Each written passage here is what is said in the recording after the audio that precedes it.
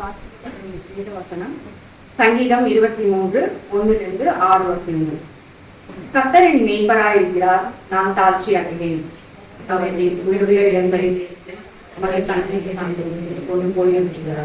அவர் என் ஆத்துமாவை தேற்றி தம்முடைய நாமத்தின் நிமித்தம் என்னை நீதியின் பாதையில் நடத்துகிறார்.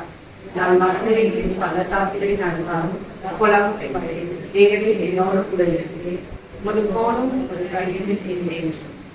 என் சத்துருக்களுக்கு முன்பாக நீர் எனக்கு ஒரு பந்தியை ஆயத்தப்படுத்தி என் தலையில் எண்ணெயால் அபிஷேகம் பண்ணுவதில் என் பாத்திரம் நிரம்பி வழிகிறது.